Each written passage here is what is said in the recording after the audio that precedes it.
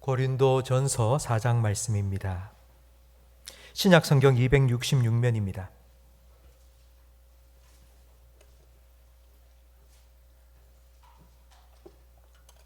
고린도전서 4장 1절부터 5절까지 한 절씩 교독하겠습니다. 사람이 마땅히 우리를 그리스도의 일꾼이요 하나님의 비밀을 맡은 자로 여길지어다. 너희에게나 다른 사람에게나 판단받는 것이 내게는 매우 작은 일이라. 나도 나를 판단하지 아니하노니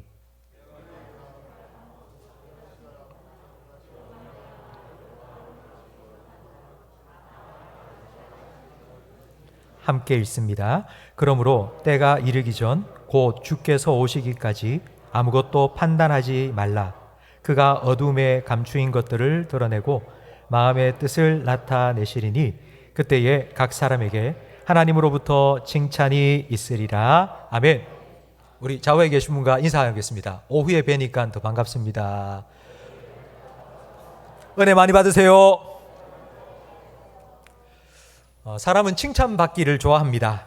잘못했다는 말보다 잘했다는 말을 들으면 기분이 좋아집니다. 칭찬은 고래도 춤추게 한다는 말처럼 칭찬을 받으면 기분이 좋아지고 힘도 나고 일도 더 잘 되는 것 같습니다. 잘했다, 이게 칭찬이죠. 최고다, 이게 칭찬이죠. 이런 칭찬을 들으면 힘이 납니다. 그리고 더 잘해야 되겠다라는 생각도 듭니다. 그런데 이 칭찬이 무조건 좋은 것만은 아닙니다. 이 칭찬에 부작용이 있습니다. 잘했다, 잘한다 이런 말을 들으면요, 계속 잘해야 되겠다는 부담이 생깁니다. 옆에서 계속 잘했다, 잘했다 해주면 이게 좀 부담스러운 마음이 들지 않습니까? 앞으로도 계속 잘해야 될 것 같은. 그래서 잘했다는 칭찬을 자꾸 들으면 사람이 피곤해진다고 합니다.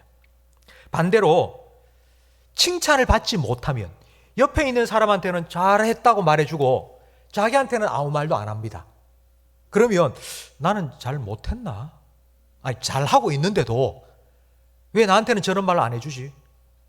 나는 잘 못하는 건가? 괜히 내가 고생하고 열심히 했는데 안 알아주는 것 같아서 섭섭한 마음에 삐지기도 하고 나 그만할래 이런 마음이 생기기도 합니다.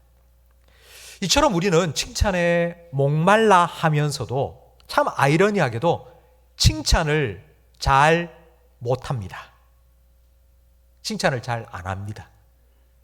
아이가 학교 갔다가 집에 들어오면서 아빠 나 100점 맞았어 100점 맞았어 막 시험지를 막 들고 100점 맞았다고 막 들어오는 거예요. 그런 아이를 보고 뭐라고 말해야 되겠습니까?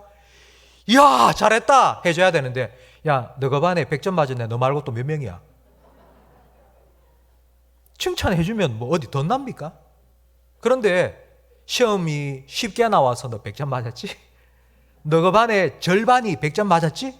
그러니까 이렇게 말해야지 뭔가 좀 아이가 더 공부를 열심히 할 것 같다 이런 마음이 듭니다.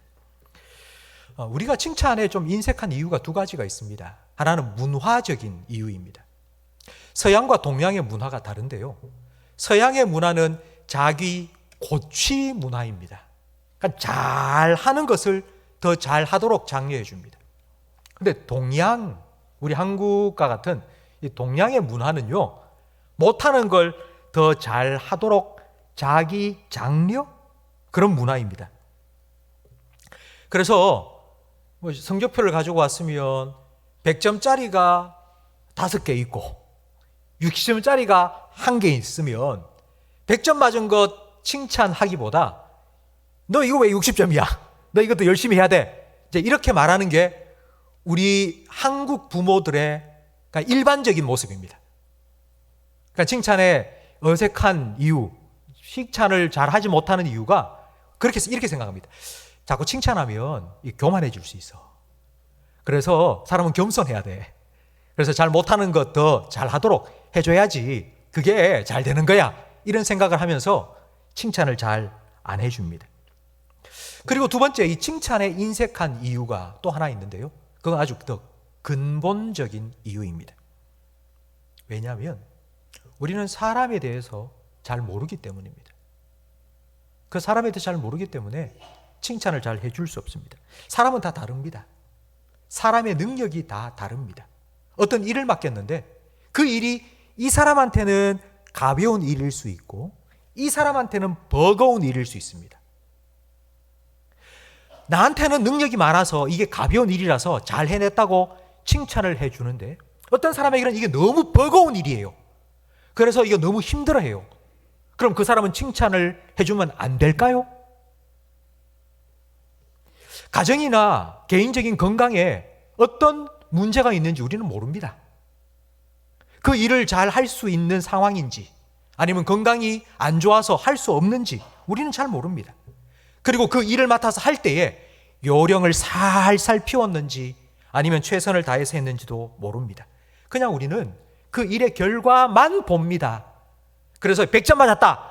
잘했어. 최고야. 칭찬해주고 80점 맞았고 70점 맞았다. 그럼 너 왜 이거밖에 안 돼? 라고 판단합니다.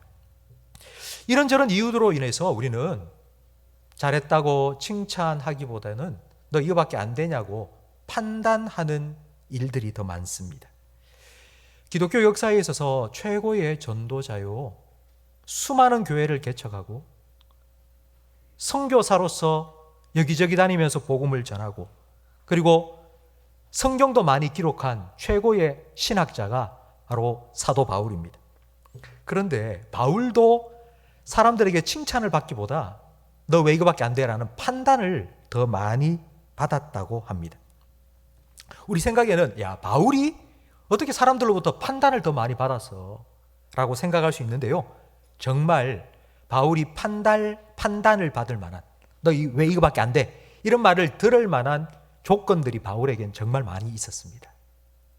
고린도 후서 11장 23절 말씀을 우리 화면을 보면서 함께 읽어보겠습니다. 내가 수고를 넘치도록 하고 옥에 갇히기도 더 많이 하고 매도 수없이 맞고 여러 번 죽을 뻔하였으니 유대인들에게 40에 하나 감한 매를 5번 맞았으며 3번 태장으로 맞고 1번 돌로 맞고 3번 파선하고 일주야를 깊은 바다에 지냈으며 여러 번 여행하면서 강의 위험과 강도의 위험과 동족의 위험과 이방인의 위험과 시내의 위험과 광야의 위험과 바다의 위험과 거짓 형제 중의 위험을 당하고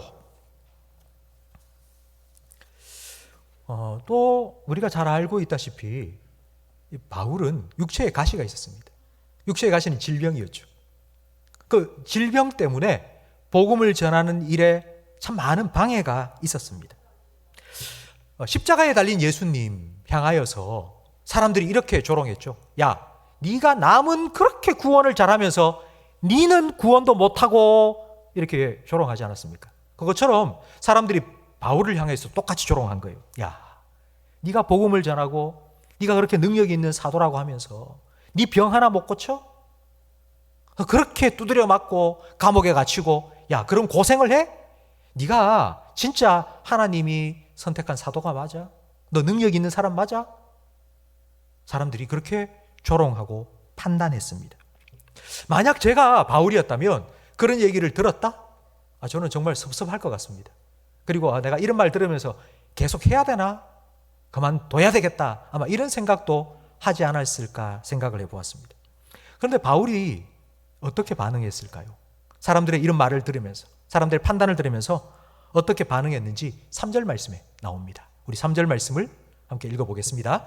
너희에게나 다른 사람에게나 판단받는 것이 내게는 매우 작은 일이라. 나도 나를 판단하지 아니하노니. 다른 사람에게 판단받는 게 매우 작은 일이다 라고 말합니다. 매우 작은 일이다 이 말의 뜻을 쉽게 설명하면 이겁니다. 별로 신경 쓰지 않는다. 다른 사람이 이런저런 말을 하긴 하는데 내가 그 말을 한쪽 귀로 듣고 한쪽 귀로 흘려보냈다. 왜냐하면 사람의 판단은 불완전하기 때문입니다. 사람은 한쪽 면만 보고 이러쿵 저러쿵 판단하기 때문입니다. 그래서 4절 말씀에 보니 바울은 이렇게 말합니다. 내가 사람이 박수 쳐줄 때 기분이 우쭐했다가 사람이 너 왜 이거밖에 안 돼? 한마디 할 때에 완전히 기운이 급 다운되고 난 그렇게 살지 않겠다. 나를 칭찬해 주실 분은 하나님인데 나는 그 하나님의 칭찬을 바라보고 내가 이 일을 하겠다고 말합니다. 그럼 5절 말씀도 함께 읽어보겠습니다. 그러므로 때가 이르기 전 곧 주께서 오시기까지 아무것도 판단하지 말라. 그가 어두움에 감추인 것들을 드러내고 마음의 뜻을 나타내시리니 그때에 각 사람에게 하나님으로부터 칭찬이 있으리라. 아멘. 사람은 외모만 봅니다. 그런데 하나님은 중심도 보십니다. 사람은 자기 눈에 보이는 대로 칭찬하고 판단하지만 그러나 하나님은 드러나지 않은 우리 마음의 뜻, 마음의 동기, 우리 마음을 보시고 칭찬해 주십니다. 하나님의 칭찬의 기준은 우리의 행동이 아니라 우리 마음입니다. 하나님 앞에서 우리의 이 마음, 올해 이제 시작되었으니 내가 올해 성경을 읽어야지. 올해는 내가 기도해야지. 올해는 맡겨주신 일을 더 잘해야지. 하나님 앞에서 이 마음을 잘 지켜나가는 것이 바로 2절 말씀에 나온 충성입니다. 여러분, 충성이라는 단어를 들었을 때 여러분 뭐가 떠오르십니까? 저 사람이 참 충성스럽다라는 말을 하면 그 사람이 어떤 사람이죠? 저 사람 참 충성스럽다. 우리가 보통 충성스럽다라는 말을 쓸 때에 그 사람이 진짜 열심히 일할 때입니다. 뭔가 열심히 여기저기서 막 이렇게 하는 사람을 충성스럽다고 우리는 생각합니다. 그런데 성경이 말하는 충성은 열심이 아닙니다. 성경이 말하는 충성은 성실함이요 신실함입니다. 하나님은 이 충성, 성실, 신실이라는 기준을 가지고 사람을 칭찬하시고 판단하실 것입니다. 실제로 예수님께서 요한계시록에 7교회에 대해서 칭찬도 하시고 책망도 하셨습니다. 요한계시록 2장과 3장에 보면 예수님께서 교회에 책망을 하신 교회들이 나오는데요. 그 에베소 교회에 예수님께서 이렇게 책망하셨죠. 야, 너 처음 사랑을 버렸다. 예수님이 책망하신 부분이 뭔지를 잘 보세요. 네가 열심이 없다. 네가 왜 기도를 안 하느냐. 네가 왜 예배에 참석 안 하느냐. 그것 때문에 책망하는 게 아니고요. 너 처음 사랑을 버렸다고. 처음 사랑을 끝까지 지키지 못했다고. 꾸준하지 못하다고. 신실하지 못하다고. 사대 교회에 예수님 책망하신 건 살았다는 이름은 있으나 죽었다고. 라오디게아 교회에 대해서 예수님께서는 너는 차갑지도 뜨겁지도 않다고. 처음에는 막 열정을 가지고 막 그러다가 지금은 완전히 식어버렸다고. 그렇게 책망하셨습니다. 그런데 그 7교회 중에 예수님께서 책망을 하지 않은 교회가 딱 2교회입니다. 예수님의 책망을 듣지 않은 교회가 2교회인데 그 2교회가 서머나 교회와 라오디게아 교회입니다. 서머나 교회에 대해서 예수님께서 이렇게 말씀하셨어요. 야, 너는 정말 환난과 핍박과 공고 가운데 있는 교회다. 너는 정말 연약한 교회구나. 그러면서 예수님께서 어떤 칭찬을 해주셨는지 우리 요한계시록 2장 10절 말씀을 함께 읽어보겠습니다. 이건 서머나 교회에 대한 예수님의 칭찬입니다. 함께 읽겠습니다. 너는 장차 받을 고난을 두려워하지 말라. 볼지어다 마귀가 장차 너희 가운데에서 몇 사람을 옥에 던져 시험을 받게 하리니 너희가 10일 동안 환난을 받으리라. 내가 죽도록 충성하라. 그리하면 내가 생명의 관을 내게 주리라. 지금 우리가 오늘 말씀 속에 나오는 충성이라는 단어가 여기도 나오죠. 근데 서머나 교회에 예수님께서 말씀하신 충성이 뭔지를 보면 너희가 환난을 받게 될 거라고. 10일 동안 환난을 받는데 그 환난을 끝까지 참고 견디는 것이 충성이라는 거예요. 뭐 엄청난 일을 하는 게 충성이 아니고 그 일을 계속 지켜나가는 것. 그것이 예수님께서 요구하신 충성이에요. 그리고 빌라델비아 교회에 예수님께서 어떤 말씀을 하셨는지 우리 3장 8절 말씀을 함께 읽어보겠습니다. 내가 내 행위를 아노니 내가 작은 능력을 가지고도 내 말을 지키며 내 이름을 배반하지 아니하였도다. 너 정말 능력이 너무 작다. 빌라델비아 교회. 너 능력이 너무 작다. 그런데 그 작은 능력을 가지고 내 말을 지키려고 애쓰는구나. 그래서 예수님께서는 이 빌라델비아 교회는 책망하지 않고 칭찬해 주셨습니다. 성도 여러분, 주님께서 우리에게 원하시는 충성, 그 기준은요, 완벽함이 아니라 꾸준함입니다. 주님께서 우리에게 원하시는 건 탁월함이 아니라 성실함입니다. 주님께서 우리에게 요구하시는 건 최고가 되라는 것이 아니라 최선을 다하라는 것입니다. 이것이 바로 주님께서 우리에게 요구하시는 충성입니다. 이렇게 주님 앞에서 충성된 마음으로, 신실한 마음으로 주님을 섬기고 주님께서 우리에게 맡겨주신 사명, 가정에서 아버지로 어머니로서의 사명을 감당하고 교회에서 장로로 권사로 집사로서의 사명을 감당하며 섬기는 사람을 1절 말씀해 보니 그리스도의 일꾼이라고 말합니다. 그리스도의 일꾼. 여러분, 일꾼과 반대되는 개념이 있습니다. 일꾼과 반대되는 말이 뭘까요? 일꾼과 반대되는 것? 일꾼과 반대되는 말이 품꾼입니다. 마태복음 20장에 보면 예수님께서 포도원 품꾼 비유를 하셨습니다. 그게 나눈 품꾼은 포도원에 가서 일을 하긴 하는데 일하는 이유와 목적이 품삯입니다. 내가 돈이 필요하기 때문에 가서 일을 하는 겁니다. 그러니까 주인이 원하는 일을 하는 사람은 일꾼이지만 내가 돈이 필요해서 내가 돈을 벌기 위해서 일하는 사람을 우리는 품꾼이라고 부릅니다. 지금 사도 바울은 나는 그리스도의 일꾼이라고 자기를 인정해달라고 말합니다. 그러면서 성도들한테 이렇게 말하는 겁니다. 야, 내가 잘했다 못했다 그 판단은 하나님께서 하실 거다. 그러니 잘했다 못했다 판단하지 말고 좀 기다려 달라는 것입니다. 그리고 그때까지 주님께서 칭찬하시든지 판단하시든지 그때까지 우리 다 함께 주님께서 맡겨주신 복음과 교회를 섬기는 이 일 함께 잘 감당하다가 그 마지막 때에 예수님께서 우리를 심판하실 그때에 잘했다, 착하고 충성된 종아, 이와 같은 예수님의 칭찬을 우리 다 함께 받자고 그렇게 우리에게 부탁하고 있습니다. 성도 여러분, 우리가 교회를 섬기면서 우리가 하지 말아야 될 한 가지는 바로 판단하는 것입니다. 잘했다 못했다 판단하면 안 됩니다. 그건 주님께 맡겨야 됩니다.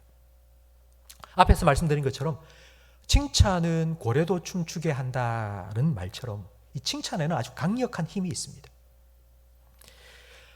그러나 이 칭찬에는 부작용도 있습니다. 초등학교 선생님을 대상으로 이런 실험을 했습니다.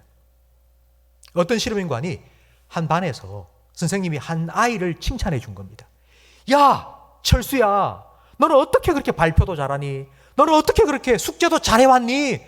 야, 정말 잘했어 라고 칭찬을 해주면 그 선생님이 그 칭찬을 딱 마치고 돌아서자마자 그 옆에 앉아있는 영희에게, 영희야, 야, 철수 좀 본받아.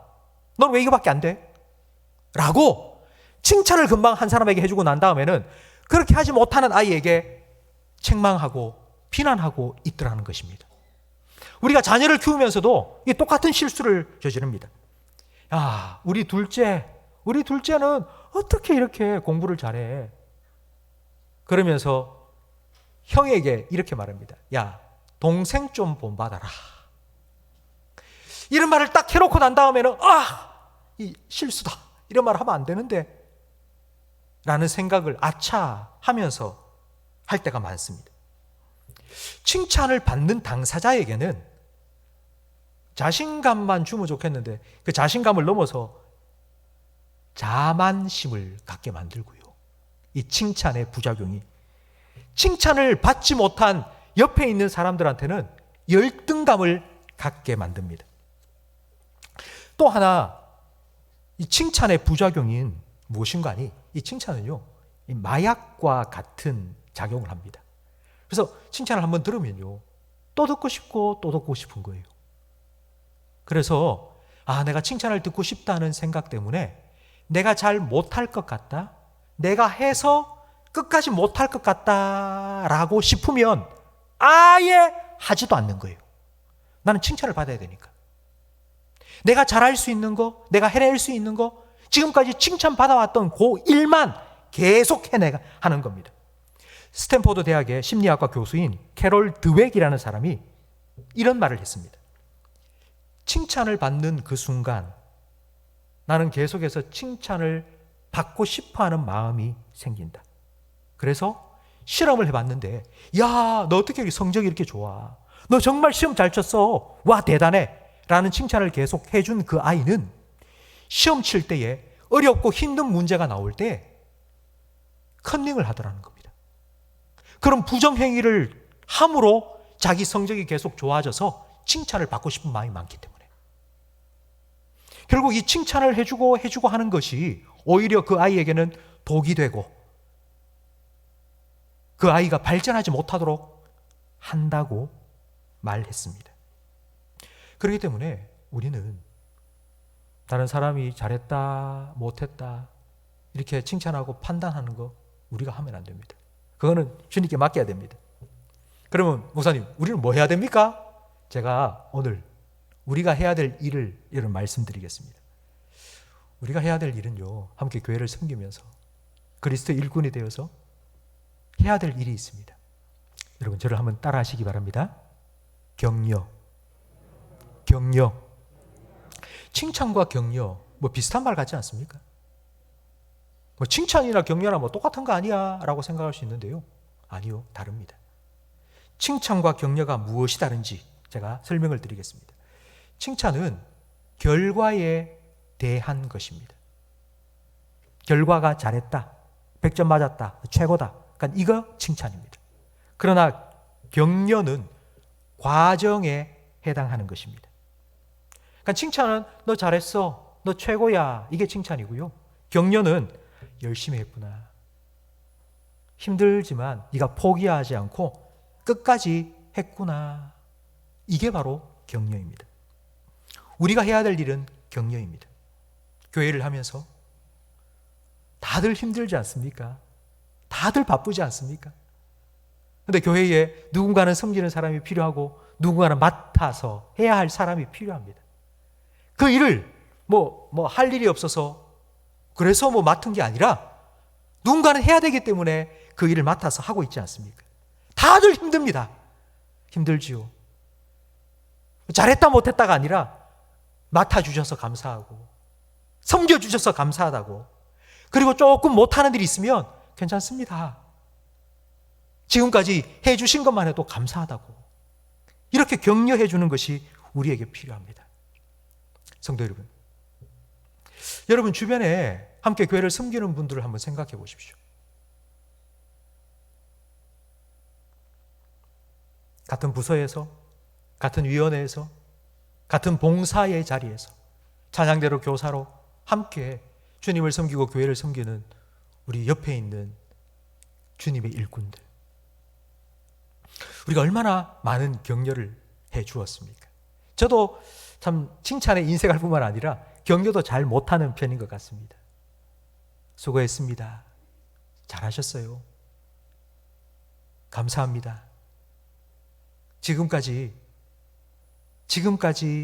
함께 섬겨주셔서 감사합니다, 괜찮습니다, 이런 말을 너무 좀 아끼지 않았는가, 저도 참 반성을 많이 했습니다.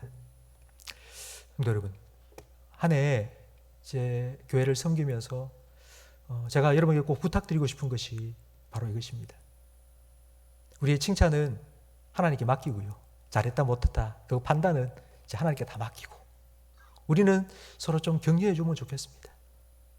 잘했습니다, 수고했습니다, 힘드셨죠, 함께 해주셔서 감사합니다.